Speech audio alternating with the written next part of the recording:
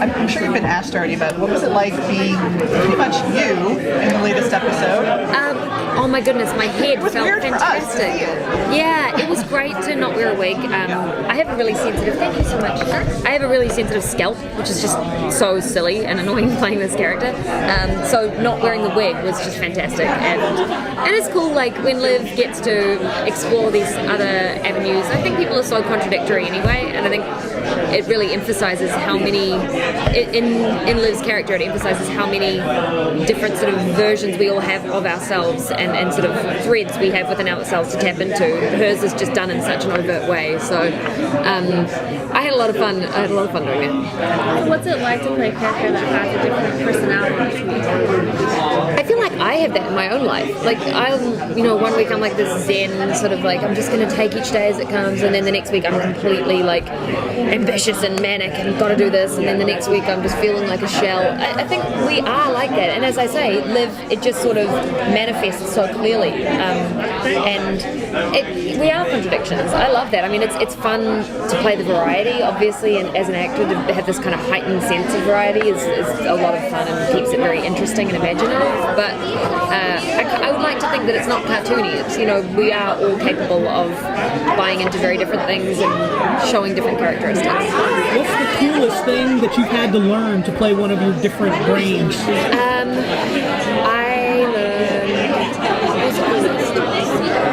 I really enjoyed learning the magic. Learning the magic was wonderful because you never get to see behind the curtain. They're so specific. And when we're paying this guy to come and teach me, it's like, you have to give me how that card trick works now. Like, this is non-negotiable. I had a lot of fun with that, and it's kind of strange though, because I always used to like going to the Magic Castle, and now you go with different eyes after you've learned a few tricks, even just like really basic things. You go and you're like skeptical, and is that a fake thumb, and is that, it's new, so it's a win-lose. We just had Allie talking about how we get to have roommates scenes again coming up. So could you talk about what that's like and how it's been not being roommates?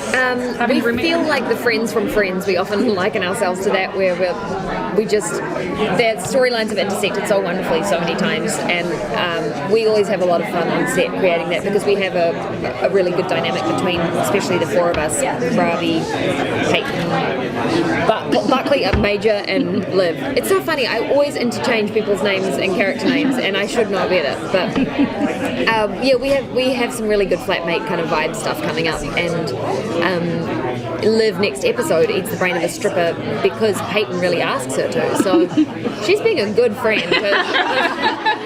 Some of those moves that Liv has to pull off, she would only do that for a good friend. Which brain was the most fun to play for you?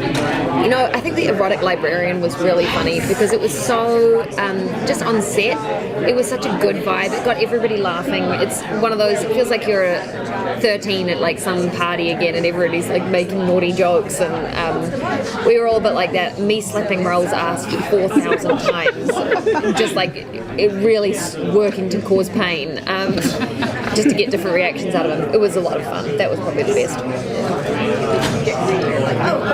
Where do you want the character to go next? What would you love to see have happen to her, either her direction or her life, or the next brain you would like her to take next? Well, something quite cool happens in a brain fairly soon, where she eats a type A personality, which is what she used to be before she became a zombie. And it's something that I've sort of thought and been saying about Liv for a while, is everybody glorifies this person that she was, and she had the perfect relationship, and she was awfully boring. Like, she just didn't have life yet. She didn't know real struggle and real adversity, and hadn't come up against anything, and so her character wasn't necessarily very built. So I actually think it's quite cool in the episode where she eats the brain of that type A personality, to recognise some of those limitations and sort of appreciate what some of the past journey that she's been on being a zombie has done for her. And we get and where that goes next will be interesting too. Now that she has a little bit more hindsight about it. Well, we know that the brains are very impactful as soon as she has them, and then obviously there's the next brain down the line and the next, so it becomes almost procedural as you go.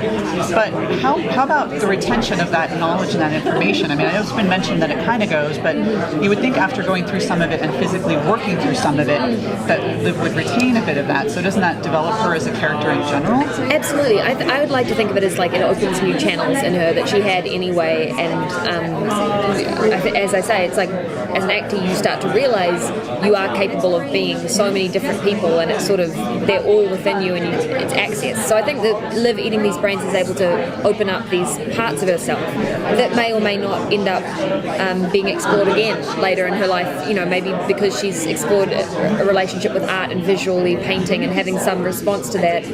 That's something that comes up for her again, but it doesn't impact her like a drug consistently the way it does when she first consumes it. But I guess maybe it's like some weird acid trip or something where she's like then able to like access a whole different part of herself that she didn't know existed, but this high itself has subsided. That's going to be my go-to. On the last episode, Liv figured out that Drake, I'm missing Drake. Thank you. Drizzy.